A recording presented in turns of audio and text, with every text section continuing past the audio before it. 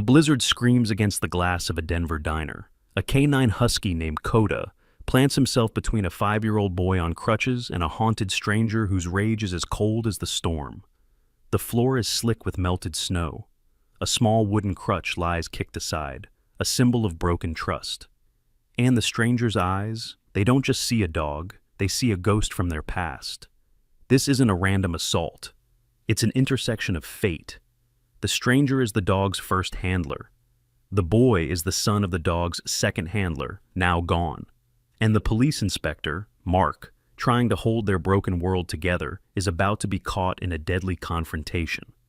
What happens next will ignite a desperate rescue, forcing a broken soldier to take a bullet meant for the man he just confronted. It's a story that proves loyalty is stronger than trauma, and that family isn't just blood, it's who you fight for. Before we begin, tell me where you are watching from. Drop your country in the comments below. If you believe no child or animal should ever face fear alone, hit subscribe now and share this story with someone who needs hope. The wind was a high-pitched scream, scouring the concrete and glass of downtown Denver. This wasn't just a blizzard, it was a siege. For 3 days, a relentless, horizontal snow had paralyzed the mile-high city, burying cars in white tombs and reducing visibility to near zero. The cold was a physical weight, so sharp it burned the lungs on intake. It was a landscape of frozen chaos, a world where only the desperate or the dedicated dared to move. Inspector Mark Riley was both. His departmental SUV, heavy-duty tires whining, was one of the few vehicles on the unplowed streets. He was a solid man in his late 30s, with a face that seemed carved from the same rock as the mountains, strong jaw, sharp angles, and slate-gray eyes currently clouded with exhaustion. The last 6 months had etched new lines around those eyes, a weariness that went deeper than his job. He glanced in the rearview mirror. Leo, 5 years old, was a pale, quiet boy dwarfed by the blankets in the back. His dark, oversized eyes watched the white void pass by. The boy's frailty was marked by the small wooden crutches strapped to the seat behind him, a permanent reminder of the icy crash that had orphaned him 6 months prior. Beside Leo, a solid, watchful presence was Coda. The 8-year-old Siberian husky was a magnificent wolf-like creature, his black and white coat thick, his ice-blue eyes intensely alert. Coda had been the canine partner of Leo's father, David, Mark's best friend. Now, the retired canine was Leo's legacy, a silent, hyper-vigilant guardian. The Mile High Diner's neon sign was a blurry pink beacon in the whiteout. Mark maneuvered the SUV into the lot. Inside, the warmth was a shock, thick with the smell of old coffee and frying onions. A weary-looking waitress named Brenda, her hair pulled back in a tight bun, nodded at his uniform. "Inspector, nasty one out there." "You said it, Brenda. Corner booth, if we can." They settled in, Coda immediately positioning himself under the table, his body a warm, solid press against Leo's legs.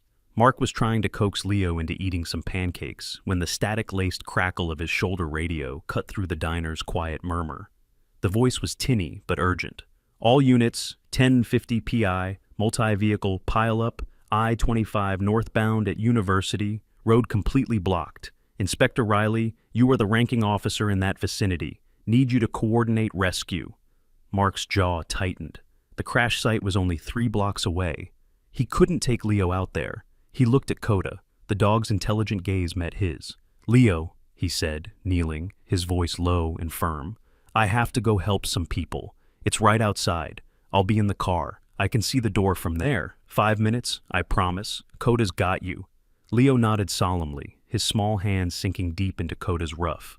"Okay, Dad." That new fragile word hit Mark harder than the cold. He zipped his jacket, gave Coda a firm pat, and pushed back out into the hole. Blizzard, the diner's bell tinkling softly behind him. The bell rang again not 30 seconds later, admitting another blast of the storm.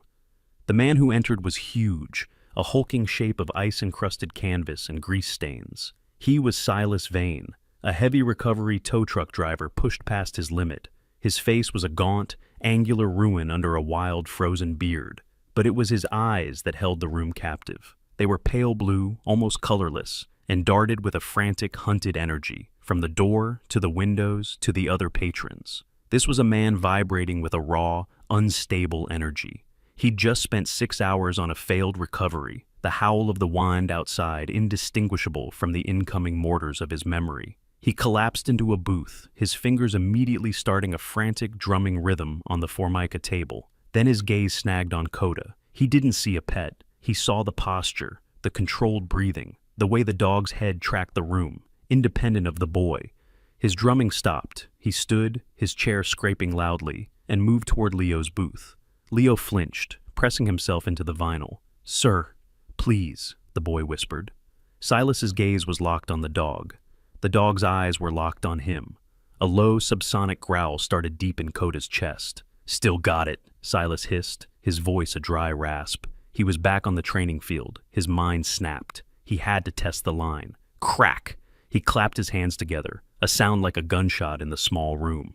Leo cried out. The truckers looked up. Coda flinched at the sound, but did not move.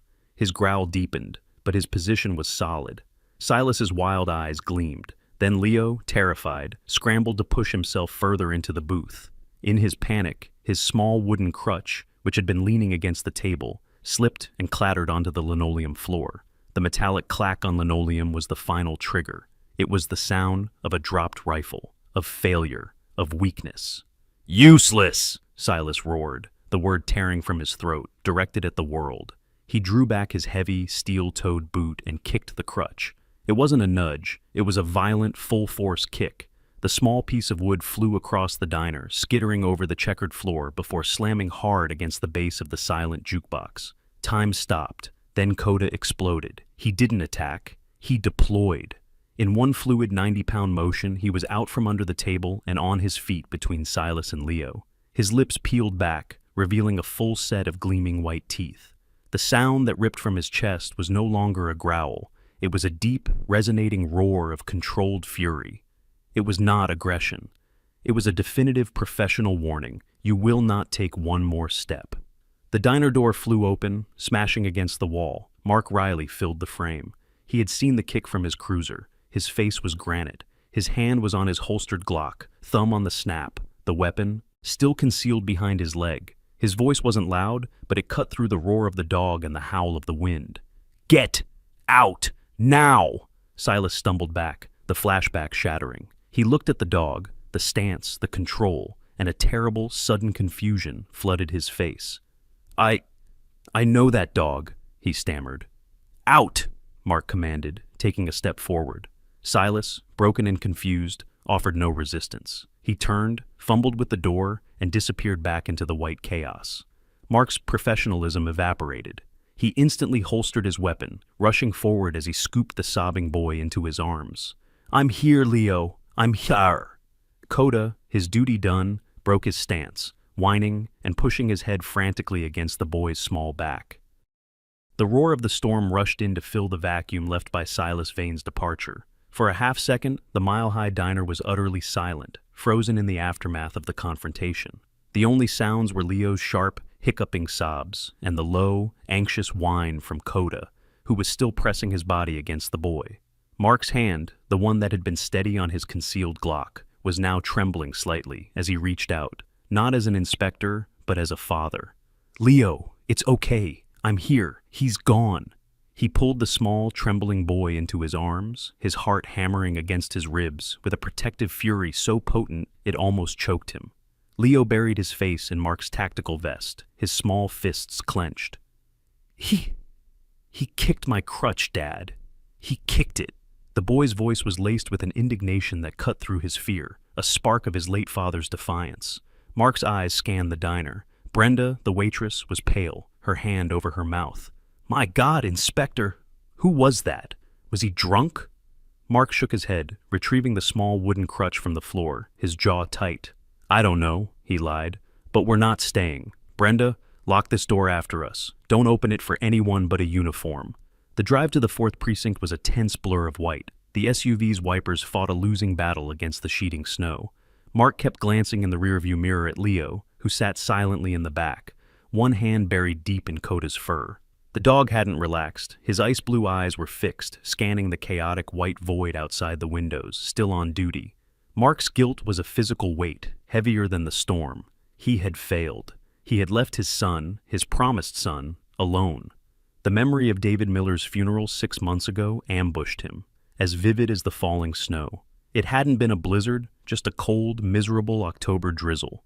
He'd stood by the graveside, watching the honor guard hand a 5-year-old Leo a perfectly folded American flag, a flag the boy was too small to hold. He had put his hand on Leo's shoulder, looked at the casket draped with the K-9 unit's emblem, and made a silent, binding oath. "I got him, David. I got him. He's safe." And tonight, in a warm diner, he had broken that oath. The man in the storm hadn't just kicked a crutch. He had desecrated a promise. The precinct was a fortress of brick and stressed concrete, an island of buzzing fluorescent light in the frozen darkness. As Mark badged them through security, the desk sergeant O'Malley looked up.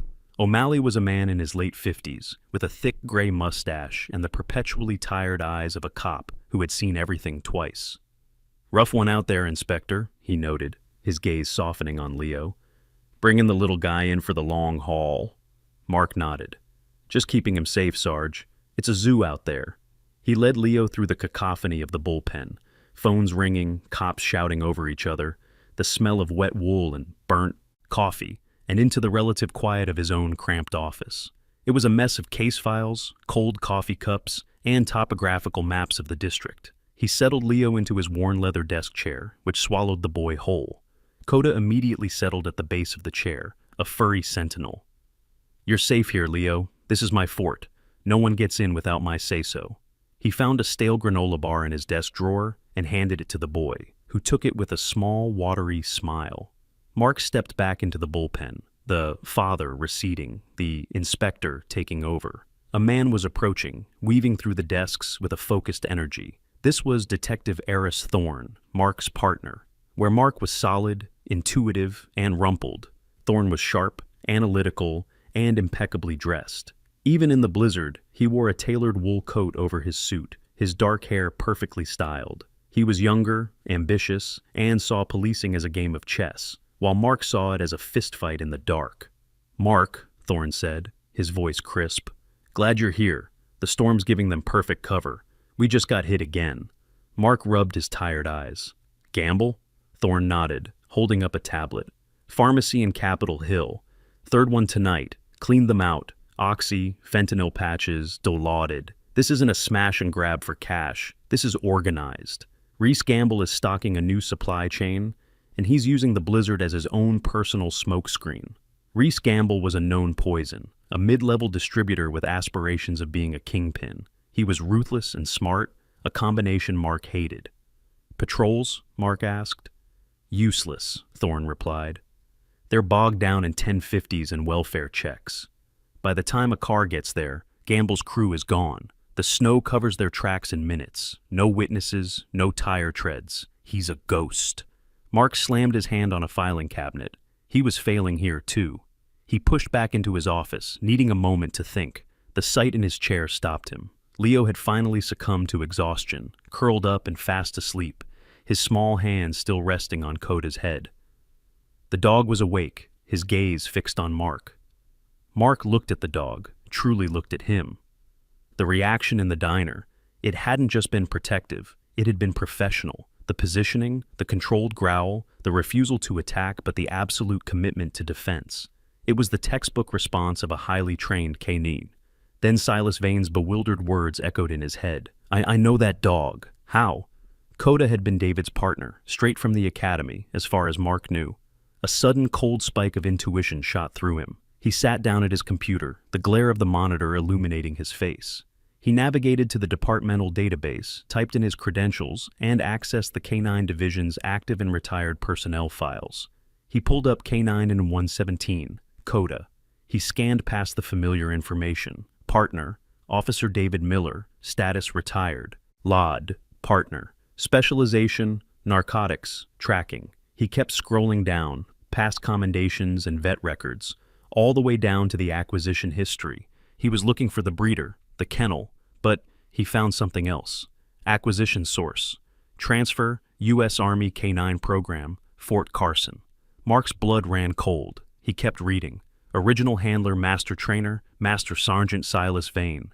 The name hit Mark like a physical blow. He stared at the screen, the buzzing of the bullpen fading into a dull roar. Silas Vane, the wild, haunted man in the diner, the man who had kicked his son's crutch. He wasn't just some random storm-crazed lunatic. He was the man who had trained Coda. He was the soldier who had forged this dog in the fires of war, long before David had ever clipped a leash to his collar. This changed everything. The man who had terrorized his son wasn't a stranger. He was a part of Coda's past, a part of David's legacy. And he was out there, lost in the storm, a volatile ghost connected to everything Mark held dear. The heavy glass door of the mile-high diner slammed shut behind Silas Vane, and the world dissolved. The howl of the wind was no longer a sound. It was a physical force, a screaming chorus of accusations that matched the vortex inside his own skull. He stumbled through the knee-deep snowdrift to his heavy recovery rig, the truck's massive diesel engine idling with an impatient, low rumble. He hauled himself into the cab, the high perch feeling less like a command centaur and more like a cage. He wasn't just cold, he was unmoored, his nerves scraped raw and exposed to the Arctic air. The encounter in the diner had shattered the fragile armor he spent every day assembling. It wasn't the cop, it wasn't the small, breakable boy, it was the dog. He gripped the steering wheel, his knuckles white, the leather cold even through his gloves. "I know that dog." The words echoed his own, spoken aloud in the cab, lost instantly in the engine's thrum. He threw the truck into gear, the huge tires spinning for purchase before finding traction, and pulled out into the blinding white. He drove with no destination, a 200-ton ghost haunting the buried streets of Denver. His mind was a slideshow of ricocheting, fractured images, the hiss of sand against armor, the sharp crack of a distant rifle, the coppery smell of blood freezing in the air. And then, cutting through the chaos, the eyes. Ice blue, intelligent, unwavering. Not the snarling muzzle he had faced moments ago, but the piercing gaze of a young dog, watching him, learning, trusting. Coda. The name surfaced like a body from a frozen lake. It was Coda, his Coda, the pup he'd pulled from a shelter in Washington, the one he'd personally selected for the K-9 program, the dog he had molded, trained, and trusted with his life, the dog he had been forced to surrender when the Army medically discharged him, deeming him too broken to serve. He had heard, through the grapevine of scattered veteran contacts, that Coda had been transferred to a civilian police department in Colorado. He'd even heard the dog's new handler, a cop named Miller, had been killed, but he had never, in his darkest, most self-destructive moments, allowed himself to find the dog. The guilt was too much, and now, in a random diner, in the middle of a historic blizzard, he had found him, and he had terrified him. He had attacked the dog's new family. The realization that he had become the monster he was trained to hunt finally broke him. A dry, racking sob tore from his chest. He wasn't driving, he was fleeing. He turned the rig toward the River North Art District, the abandoned industrial sector near the rail yards. This was his bolt hole, a place where the screaming wind was just wind, not mortars. He navigated the massive truck down a narrow, unplowed alley between two looming brick warehouses, the brickwork dark red against the driving snow. He cut the engine. The sudden silence was deafening, amplifying the shriek of the blizzard. He needed to get inside, away from the glass, away from the world. He grabbed a heavy maglite from the dash and dropped from the cab, wading through the drift to a rusted steel service door. He shoved his shoulder against it, the lock had been broken years ago, and stumbled into the pitch-black, cavernous space. The warehouse was vast, cold, and smelled of rust, old oil, and pigeons. It was perfect. Just quiet, he muttered, sweeping the beam of the flashlight across the concrete floor. The beam caught movement. Silas froze. He was not alone. In the center of the warehouse, huddled around a propane heater, were three men. They were surrounded by stacks of cardboard boxes and pharmaceutical totes. One of the men, who had been crouched over a duffel bag, stood up slowly. He was tall and thin, with sharp, intelligent features and the cold, appraising eyes of a reptile. He wore a stylish, dark wool coat, brushed free of snow, as if the blizzard didn't apply to him. This was Reese Gamble. "Well," Gamble said, his voice smooth and calm, carrying easily in the vast space, "look what the storm blew in. The angriest tow truck driver in Denver." A second man, shorter, thicker, and vibrating with nervous energy, scrambled to his feet, his hand dipping inside his parka. This was Jinx, Gamble's muscle, a man whose trigger finger was as twitchy as his personality. "Boss, who the hell is this guy?" Jinx snapped, his eyes darting between Silas and the stacks of stolen medicine. "This," Gamble said, a thin, cruel smile touching his lips, "is Silas Vane. He's the ape who impounded my Lexus last winter. Cost me 10 grand in product." Silas barely heard him. His focus was fractured. The propane heater hissed like a snake. The men were threats, but his mind was still on Coda. "The dog," Silas mumbled, raising the flashlight. The beam illuminated the piles of boxes, the logos clear. Pfizer, Mallinckrodt, Dilaudid. He knew me. Gamble's calm expression tightened. He took a step forward into the light. "What did you say?" Jinx, recognizing the logos in the flashlight beam, pulled his hand from his pocket, revealing a pistol. "Boss, he saw the score. He sees the score. And I saw him at the diner. He was just there, with that cop." The pieces clicked into place in Gamble's cold, calculating mind. The unstable tow driver, the cop, the diner, and now, here, a witness, a loose end. "He's a problem, Jinx," Gamble said quietly, as if discussing the weather. Silas finally processed the immediate danger. He raised the heavy flashlight, shifting into a combat stance, the muscle memory of a soldier taking over. "Get out of my way," he growled. Jinx didn't wait for permission. He raised his pistol, but Gamble was faster. "No shots, you idiot," he hissed. "No one hears a gunshot in this wind, but it'll bring the whole damn precinct if they're close." As Jinx hesitated, confused, Gamble moved. He grabbed a heavy iron crowbar that was leaning against a nearby pillar, part of the crew's burglary kit, and swung it in a low, brutal arc. Silas, still focused on the gun, saw the movement too late. The iron bar connected with his knee with a sickening, wet crack. Silas roared, a sound of pure agony, as his leg buckled. He lashed out, bringing the heavy maglite down on Jinx's shoulder, sending the gunman sprawling, but the damage was done. He was down on one knee. Gamble didn't hesitate. He stepped in and drove the crowbar a second time, a vicious, two-handed strike against the side of Silas's head. The world exploded in a flash of white light, brighter than the storm, and then went completely black. Silas collapsed onto the frozen concrete, unconscious before he even hit the floor. Jinx scrambled up, rubbing his shoulder, his eyes wide with panic. "Jesus, boss, is he dead?" Gamble calmly nudged Silas's head with his boot. A low groan escaped Silas's lips. "Not yet," Gamble said, wiping his gloves on his coat. "He's built tough, but he's a problem." "So, we kill him?" Jinx asked, raising his pistol again. "No," Gamble snapped, his mind already working 2 steps ahead. "The storm's locking us in. Patrols are grounded. We're safe here for at least 12 hours, but we're not moving this product till the road's clear. He's insurance. That cop he was with might start looking for him. If he does, our friend here is our ticket out."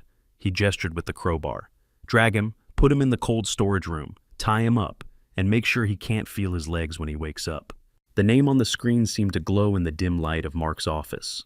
Master Sergeant Silas Vane. The fluorescent hum of the bullpen outside faded into a distant roar, replaced by the pounding in Mark's own ears. This revelation didn't just complicate the incident at the diner, it recontextualized it entirely. The man who had kicked Leo's crutch wasn't just a random, volatile drunk. He was a master trainer, a combat veteran, and the man who had forged Coda. He was, in a profound and professional sense, the dog's first father. Mark looked over at Coda. The husky was still a vigilant shadow at the base of the desk chair, his ice-blue eyes watching Mark, his breathing synchronized with the sleeping boy he guarded. Coda had stood his ground, not in feral aggression, but with the disciplined, non-lethal defense of a soldier. He hadn't been attacking a stranger. He had been confronting his handler. Mark's cop instinct, that cold, electric feeling in his gut, was now screaming. A man this broken, this connected to his past, doesn't just evaporate into a blizzard. He was a problem, yes, but he was also a man in extremis. This was no longer just a diner disturbance. This was a welfare check. He picked up his desk phone and dialed the towing company listed on Vane's military transfer file. The line rang and rang before dumping to a generic voicemail. He then ran Vane's name through the state database.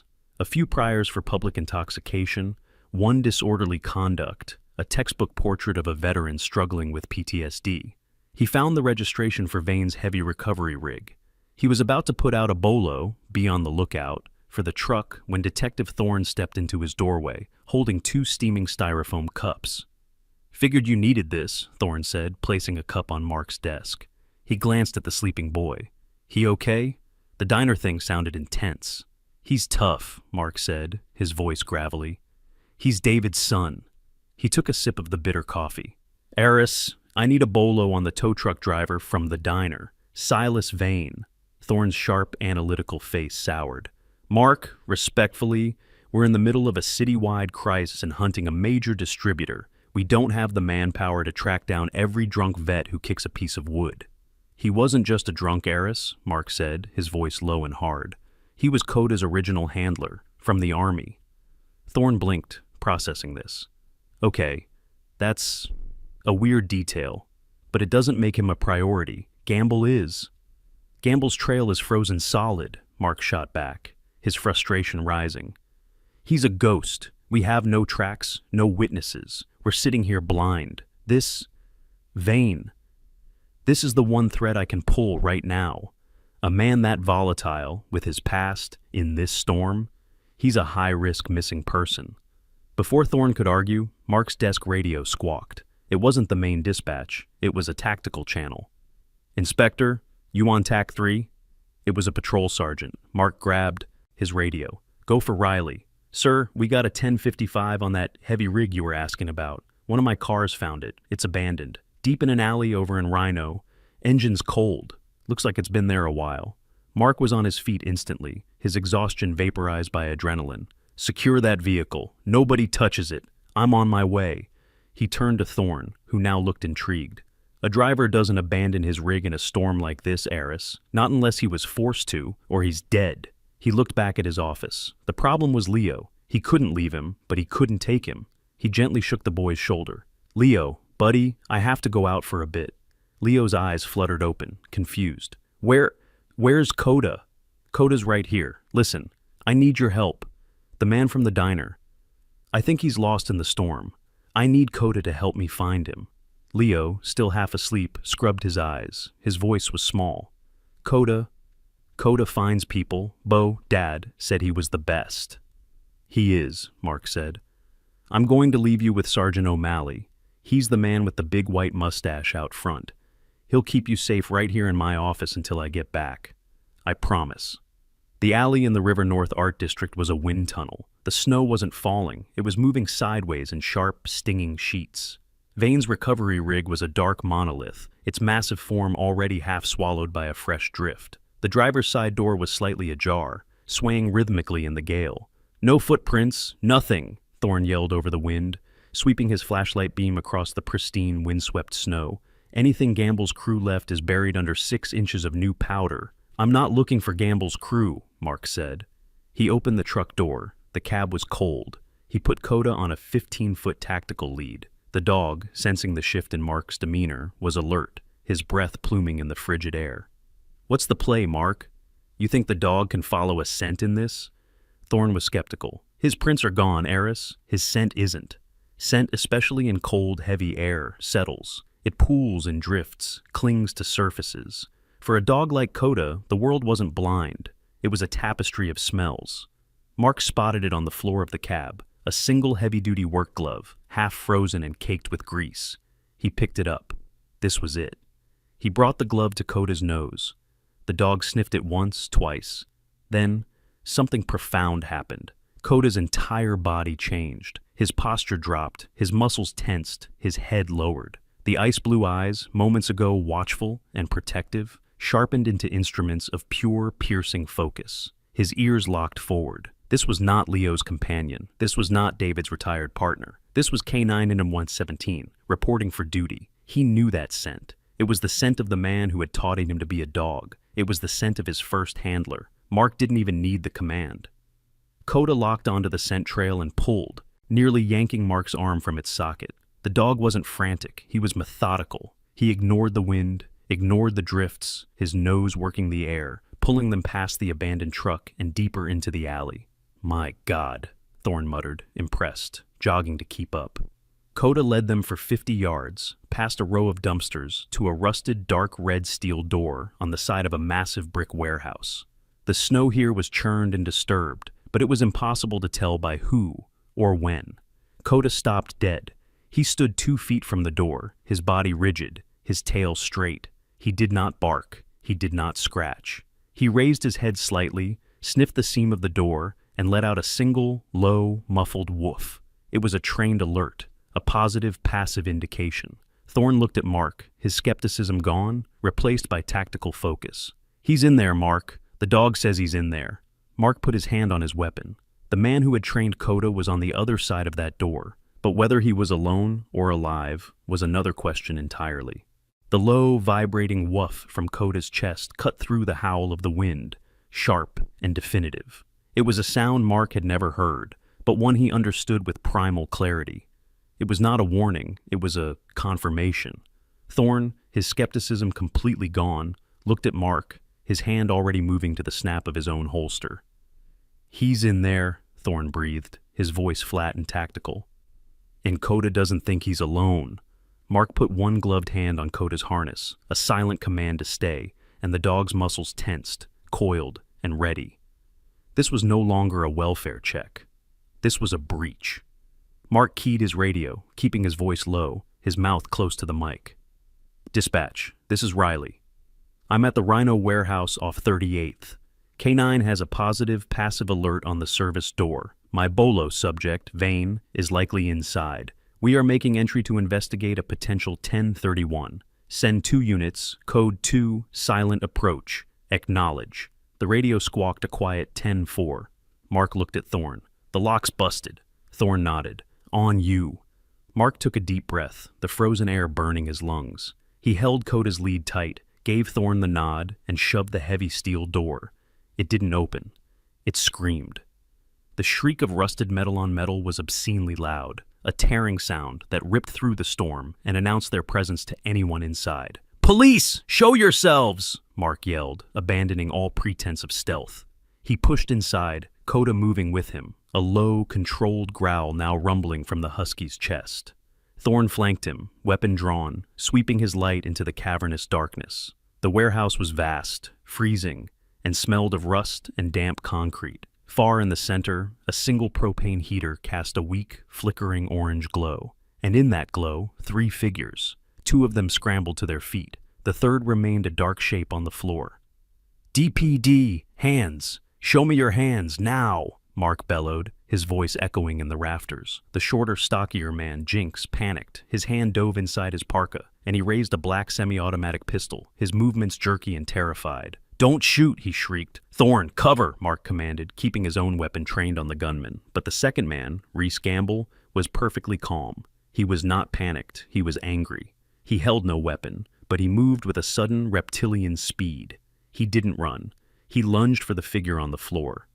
In one motion, he grabbed a fistful of Silas Vane's jacket and hauled him upright, dragging him between his own body and the officer's. "Back off, cops!" Gamble roared, pressing something sharp, a crowbar, against Silas's throat. "Back off, or I break his neck!" Silas was a dead weight, his head lolling. His face was a mask of blood from the gash on his temple, and one leg was bent at an unnatural angle. He was barely conscious, his eyes fluttering, trying to make sense of the new chaos. Then he saw it. Through the pain, through the fog, he saw the husky. His husky. Standing beside a uniformed cop, Nye Nan, ready to fight. The sight of Coda, alive, strong and working, was a lightning bolt to his fractured mind. Mark was trapped. He had 2 suspects, one armed, one with a hostage. "Gamble, let him go," Mark yelled, trying to de-escalate. "It's over. The building is surrounded." "You think I'm stupid?" Gamble yelled back, starting to drag Silas toward a rear exit, using him as a human shield. "You drop your guns, or he dies. Jinx, keep that cop pinned." Jinx, emboldened by his boss, steadied his aim, his pistol wavering between Mark and Thorne. Thorne, who had moved to the right, had a partial line of sight. "Mark, I don't have a clear shot at Gamble," he yelled. "Jinx is mine." "It's your call, Inspector," Gamble taunted. "Your friend here, or us. Jinx, count to 3. 1, Jinx shouted, his voice cracking. It was all the trigger Coda needed. The dog, seeing his new handler, Mark, threatened by the man with the gun, and hearing the aggressive command, broke his stay without an order. He was a 90-pound blur of black and white fur. He launched himself, not at Gamble, but at Jinx, the immediate threat. The dog hit the gunman's chest with the force of a battering ram, the man's pistol firing harmlessly into the ceiling as they both crashed backward onto the concrete. The warehouse exploded into chaos. Jinx was screaming, Coda's teeth sunk deep into his gun arm, savagely disabling the threat. Gamble, seeing his muscle taken out, lost his calculated cool. In a single, reflexive motion, he shoved Silas away from him, the injured man collapsing back to the floor. Gamble raised his gun, a snub-nosed revolver he'd had tucked in his waistband, and aimed it square at Mark, who was momentarily exposed as he turned toward the sound of Jinx's scream. It all happened in less than a second. Silas, on the ground, his vision tunneling, saw it all. The black hole of the revolver's muzzle, the cop, Mark, turning, Coda fighting. He saw David's friend, Coda's new handler, about to be executed. With a guttural roar that came from the deepest part of his soul, Silas used his one good leg and his powerful arms. He didn't lunge at Gamble. He lunged at Mark. He threw his broken body sideways, a desperate, sacrificial block. Crack! The shot was deafening. Silas's body, which was in midair covering Mark, jerked violently. He had taken the bullet. Bang! Bang! 2 more shots echoed, almost instantly. Thorne, seeing Gamble's weapon clear of the hostage, had fired twice. Gamble stood, stunned, a dark stain blossoming on his chest. He looked down, confused, and then collapsed. There was a moment of absolute ringing silence, broken only by Jinx's agonized moans and Coda's vicious, low growl, the dog still pinning his target. Thorne was moving, kicking Gamble's gun away, cuffing the wounded Jinx. Mark scrambled out from under Silas's dead weight. Silas! Oh God, Silas! The man was breathing in, wet, shallow gasps. The entry wound was high on his shoulder, dangerously close to his neck. Mark ripped his own glove off and pressed his bare hand against the gushing wound, the blood shockingly hot against his frozen fingers. Man down! Officer needs assistance, he screamed into his radio. Ambulance, now! GSW to the chest! Silas's eyes, no longer haunted, fluttered open. He looked past Mark, his gaze finding the husky.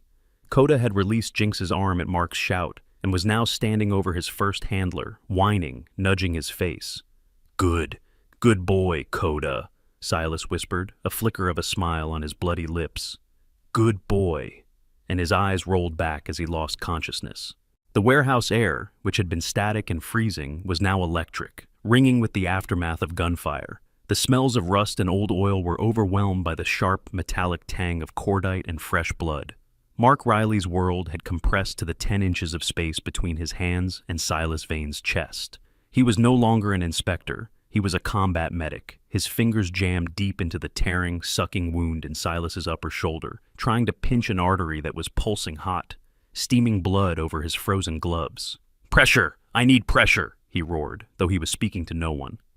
Silas was unconscious, his breathing a horrifying, wet rattle. Beside them, Coda, his attack mode instantly vanishing the moment the threat was neutralized, paced in a tight, confused circle. He whined, a high-pitched, agonizing sound, nudging Silas's inert hand with his nose, his loyalty violently torn between the handler on the ground and the new handler applying pressure. Scene's clear. Thorne's voice cut through the ringing in Mark's ears. He was efficient, professional. He kicked Gamble's revolver away, his foot nudging the man's ribs. This one's gone, Mark. DOA. He then moved to Jinx, who was moaning, curled around the arm Coda had savaged. Thorne knelt, cuffing the man's good hand to his belt. You're lucky the dog didn't take your arm off. Stay down. The wail of approaching sirens, finally audible over the storm, grew closer. The backup Mark had called for was here. The heavy steel door flew open again, this time admitting 2 patrol officers and a pair of EMTs, their faces grim. In here, Thorne yelled. The lead EMT, a tall man in his 40s, with the calm, seen-it-all eyes of a veteran paramedic and a name tag reading Sanchez, took one look at the scene and began triage. Shooter down, 1 in custody, 1 GSW critical, Thorne summarized. Sanchez and his partner dropped their bags next to Silas. Sir, I need you to release pressure. He's bleeding out, Mark stated, not moving. I've got the artery. And I've got a chest seal, Sanchez countered, his voice firm but not unkind. Let us work, Inspector. As Mark reluctantly lifted his hands, Coda lunged. The husky planted his body over Silas, a low, guttural growl erupting from his chest. This wasn't an attack. It was a shield. He would not let these strangers touch his handler. "Mark, control your dog," Thorne yelled, his weapon half drawn again. "Coda, heel," Mark bellowed, grabbing the dog's harness. "Heel, dung yin, stand down." The dog resisted, his muscles locked, his gaze fixed on the EMTs. It was only when Mark physically hauled him back, putting his own body between the dog and the medics, that Coda finally relented, though the growl never ceased. Sanchez was already working, ripping Silas's jacket open. Sucking chest wound, entry high right thorax, diminished breath sounds. He's in shock, and Christ, what happened to his knee? It's gone. Mark saw it then. The leg that had kicked his son's crutch was bent at a grotesque angle, the knee joint utterly destroyed by Gamble's crowbar. "Get him on the board, now," Sanchez ordered. As they loaded Silas onto the backboard, the man's body limp, Coda let out a single mournful howl that echoed in the vast warehouse. Thorne clapped a bloody hand on Mark's shoulder. "Go with him, Mark. He just saved your life. I'll process this circus. I'll take the dog back to the precinct." "No," Mark said, his voice flat. The adrenaline was draining, leaving a cold, shaking exhaustion. "You handle the scene. I'm taking Coda. I have to get back to Leo." "Mark, you're covered in blood. You're a material witness to a good shoot. Internal Affairs is going to want your statement now." "They can get it at the hospital," Mark said, his tone leaving no room for argument. "I take my son home first." He turned, his knees weak. "Coda, Theo, come." The husky looked one last time at the gurney being wheeled out into the snow, whined, and then, obedient to the new chain of command, followed Mark into the storm. The drive back to the precinct was a silent, surreal nightmare. Mark's hands were stiff, caked in drying blood. Coda sat in the passenger seat, panting anxiously, his fur spattered with the blood of two men. Mark saw the ambulance's flashing lights turn the opposite direction, racing toward Denver General, and felt a profound, gut-wrenching conflict. He had left the man who saved him. He walked into the bullpen. The late-shift cops stared. He was a horrific sight. Sergeant O'Malley's jaw dropped. "Jesus, Riley, what the hell?" Mark ignored him, pushing straight into his office. Leo was awake, his small face pale, his dark eyes wide with terror. He was sitting in the big leather chair, wrapped in Mark's spare jacket. "Dad!" he cried, seeing the blood. "You're hurt!" "It's not mine, Leo," Mark said quickly, his voice cracking. "It's not mine." He knelt, pulling the boy into a fierce, desperate hug, staining the jacket with Silas's blood. Leo hugged him back, then pushed away just enough to see Coda. "Coda, you found him! You found the man!" "Yeah, buddy," Mark whispered, his throat tight. Coda found him. O'Malley appeared at the door, his face grave. "Inspector, you need to get to the hospital, and you need to call IA. Thorne already called in the officer-involved shooting. It's a clean shoot, but you know the drill." "I know." Mark stood, his hand lingering on Leo's head. "Leo, I have to go to the hospital now, to check on the man Coda found. He's hurt very badly." Leo's brow furrowed, his young mind trying to connect the pieces. "The sad man from the diner?" "Yeah," Mark said, the word heavy. "The sad man." Leo was quiet for a moment. He was mean, but he got hurt? He saved my life, Leo. When the bad men were there, he saved me." Leo looked from Mark's bloody vest to Coda, and then his eyes, filled with a child's profound, simple understanding. "He saved you for me." Mark's breath caught. "Yeah, Leo, he did." An hour later, Mark was slumped in a sterile, beige chair in the surgical waiting room of Denver General. He'd washed his hands and face in the precinct bathroom, the pink-tinged water circling the drain, but his shirt and vest were still stiff with drying blood. He was alone. The door to the OR hissed open, and a woman in blue scrubs walked out.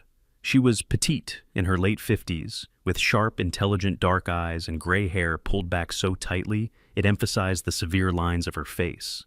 Her name tag read, Dr. E. Reed. She radiated an aura of absolute, exhausted authority. "Inspector Riley?" she asked, her voice crisp. Mark stood, his body aching. "How is he, Silas Vane?" Dr. Evelyn Reed did not sugarcoat. "He's alive, which is frankly astonishing. We're running on backup generators and half a surgical staff, but we got lucky.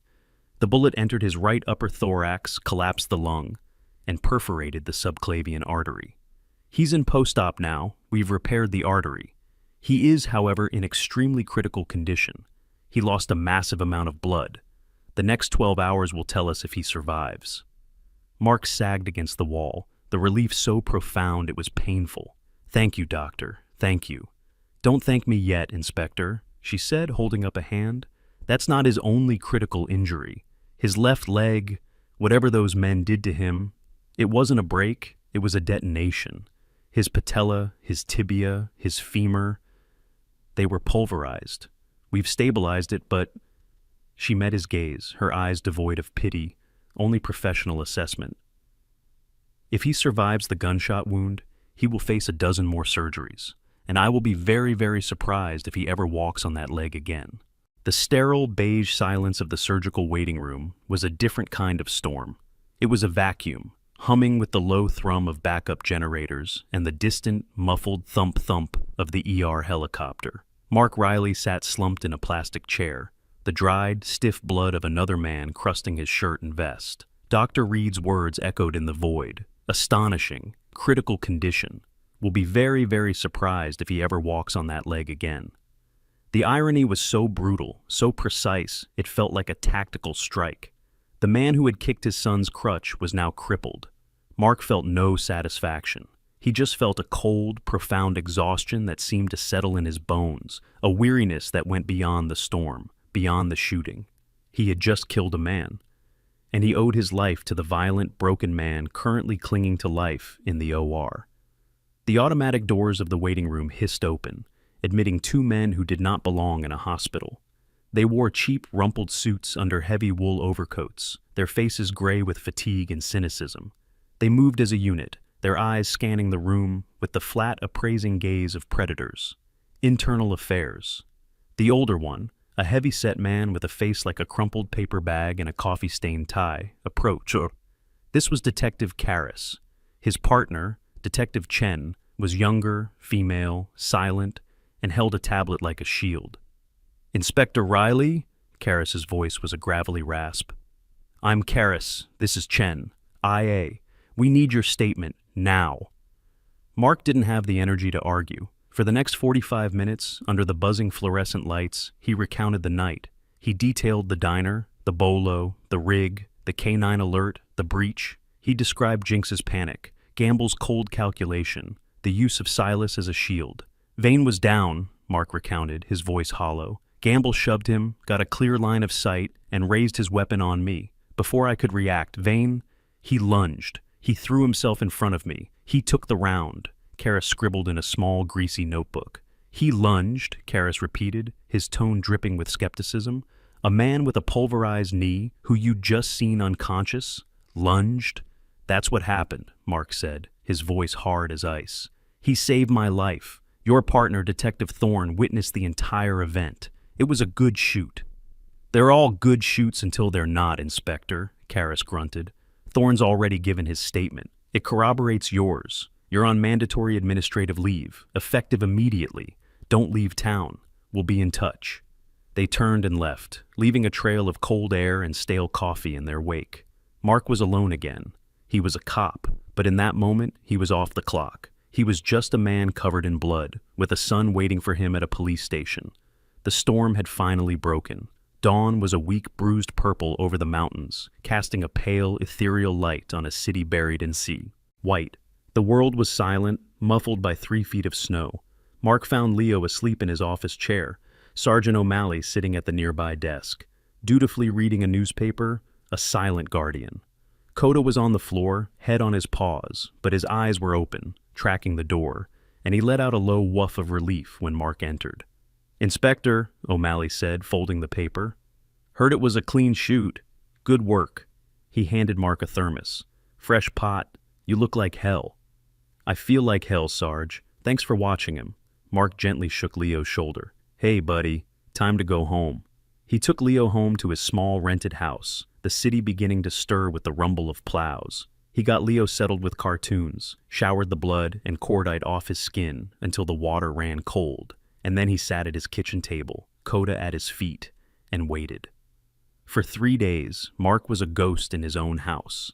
His administrative leave meant he was a civilian, a father. He and Leo built blanket forts, read books, and watched the snowplows liberate their street.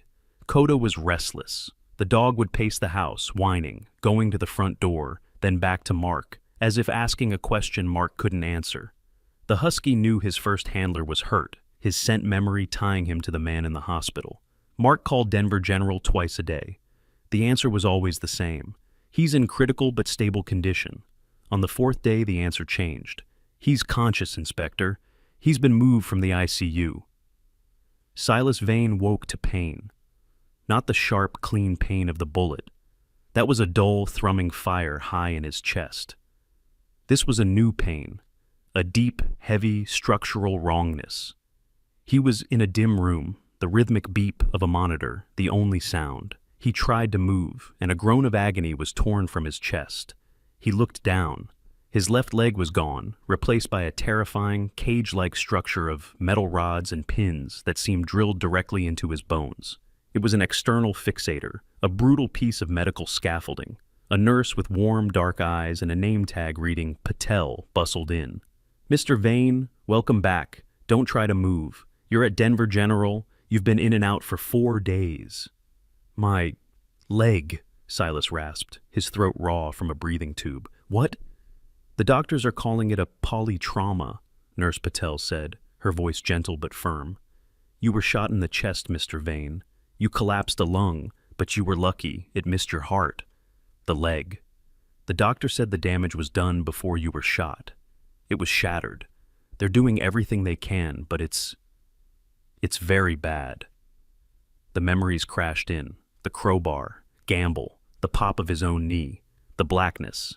And then, the diner, the small boy, the crutch, the dog, Coda. The cop, Silas whispered. The dog? The inspector who was with you? He's fine. You saved his life, Mr. Vane. The police are calling you a hero. Silas turned his head to the wall, the word hero feeling like acid. He remembered it all. He remembered kicking that little boy's crutch, and he remembered the cage on his own leg. The universe, it seemed, had a sick, precise sense of justice. A week later, Silas was stable. The storm was a memory. The city was clear. He was sitting propped up in bed when a light knock came at his door. Mark Riley entered. He wasn't in uniform. He wore jeans, work boots, and a plain wool sweater. He looked tired. He looked human. Silas tensed, the sheets crinkling in his fists. They stared at each other for a long, heavy moment. They said, "You're the one," Silas finally managed, his voice still rough. "The one with Coda." "Coda's fine. He's with Leo, my son." Mark's voice was flat, devoid of gratitude. "I came to say thank you. You saved my life." Silas shook his head, the movement pained. I didn't see you. I saw a handler. I saw the dog's handler, in the line of fire. It was instinct." "Whatever it was, you took the bullet," Mark said. "So, thank you." He put a small potted plant on the bedside table, an awkward, obligatory offering. "The leg," Silas whispered, his gaze dropping to the metal cage. "The doctor said—" "I know," Mark said, his voice hard. "They're calling it cosmic justice down at the precinct, the guy who kicked the crutch." Silas flinched, the shame hitting him harder than the morphine. He had no defense. He had nowhere to hide. He just nodded, accepting the judgment. I'm... The door opened again, interrupting his confession. Mark turned. Sergeant O'Malley was standing there, his big mustache twitching, and half hiding behind O'Malley's leg, his small wooden crutches clicking softly on the linoleum, was Leo. "Dad?" Leo's small voice squeaked. "You said it was okay." "It's okay, Leo. Come on in." Mark gently guided the boy into the room. Silas froze. His breathing hitched. He was looking at the small, brave boy from the diner. He was looking at the crutches. Leo, his dark eyes wide, navigated his way to the bedside. He wasn't scared. He just looked at the broken man in the bed, and then at the terrifying metal contraption on Silas's leg, and then back at his own wooden crutch. His 5-year-old mind made a connection. Silas couldn't look at him. He stared at his hands, his shoulders shaking, as silent, agonizing tears began to trace paths through the stubble on his gaunt cheeks. Sorry, Silas choked out, the words ripped from his soul. Kid, I'm so sorry about your crutch. Leo was quiet. He stood there for a moment, processing.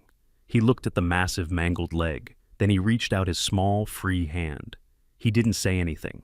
He just placed it on Silas's forearm, the only part of the man not covered in tubes, bandages, or metal. A small, warm hand on a broken man. It was an absolution Silas Vane never thought he deserved.